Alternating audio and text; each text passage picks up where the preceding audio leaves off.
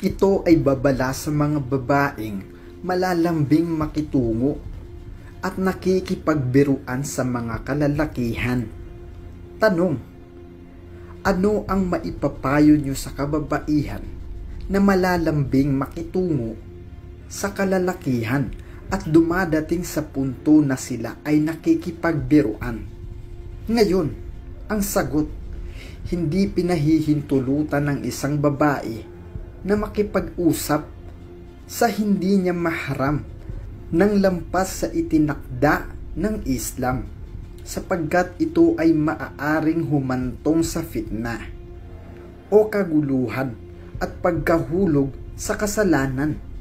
Sinabi ng Allah subhanahu wa ta'ala sa marangal na Quran, huwag magsalita sa binabaang tono na may halong matamis na boses, upang hindi siya na may pusong ay isang sakit ng kalaswaan ay hindi mapukaw ang pagnanasa at magsalita lang sa isang angkop na paraan.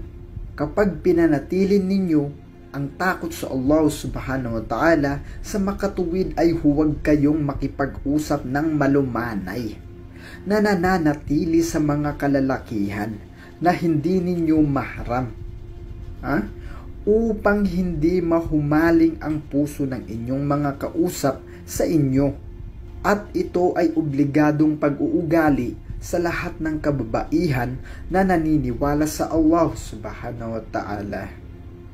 At sa kabilang buhay, at magsalita kayo sa marangal na kaparaanan na makipag-usap na malayo mula sa anumang masasamang paghihinala na hindi ipinagbabawal ng batas.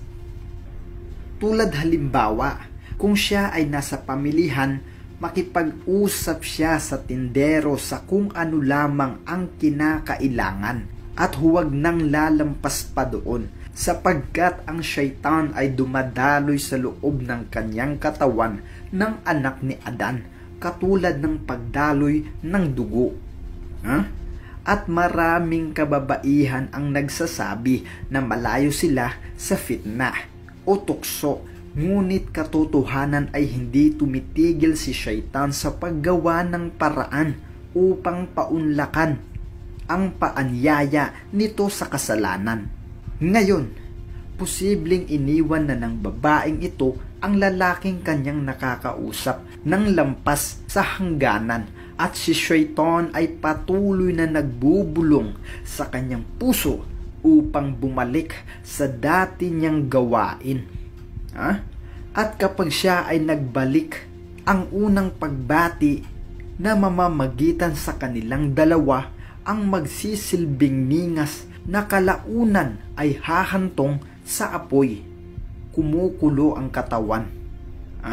Naway ipagbadya tayo ni Allah subhanahu wa ta'ala sa ganitong kasalanan, dahil alam naman natin na kapag nag-uusap ang babae at lalaki, kung saan napupunta ito, lalo na't hindi natin inaalala ang Allah subhanahu wa ta'ala. Ngayon, kaya itinalaga sa kababaihan na matakot kay Allah subhanahu wa ta'ala sa lahat ng oras at huwag mahulog sa bitag ni syaitan. At ang isang halimbawa nito ay ang pakikipag-usap sa telepono, o di kaya ay ang pakikipag-usap sa pamamagitan ng video sa internet o sa anumang makabagong kagamitan katulad ng Facebook, Instagram, at kung ano pa mang mga network. Napakaraming kalalakihan ngayon ang naghahanap ng kahit sino na lamang na babae na sasagot sa telepono o kaya'y mag-add as friend sa kanilang mga Facebook at sa iba pang mga social media site. At pagkatapos na may sumagot o magpaunlak na babae, katulad halimbawa ng mga salitang papuri, at ito ay paulit-ulit na mangyayari hanggang sa hindi namamalayan ng babae ay lumilipas na siya sa kung ano lamang ang dapat gawin at sabihin. Katulad ng, "Hi, ang gwapo-gwapo mo naman. Tara, labas tayo." Sagot ko na lahat. Meron pa, di pa tayo nagtatapos. Mayroon pang pagkakataon na ire-record ng lalaki ang kanilang pag-uusap. At kapag nagkaroon ng suliranin sa pagitan nilang dalawa, ay ipananakot ito sa kanya at sasabihing ikakalat sa buong internet site o di kaya naman ay ipapadala sa ama o kapatid at kapamilya ng mga babae. Masyadong delikado.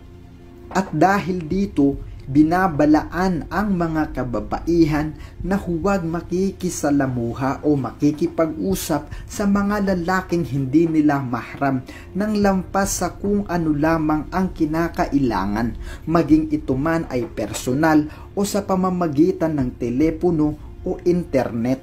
Katotohanan, ito ay napakalaking panganib na hindi ninyo mapipigilan kung inyong nauumpisahan. At hinihiling namin na ilayo tayong lahat ni Allah subhanahu wa ta'ala sa fitna na kung saan ito ay magdudulot sa atin ng kapahamakan. Dahil ang mga lalaki ay kung saan-saan umaaliwaswas, lalo na kung ito ay walang iman.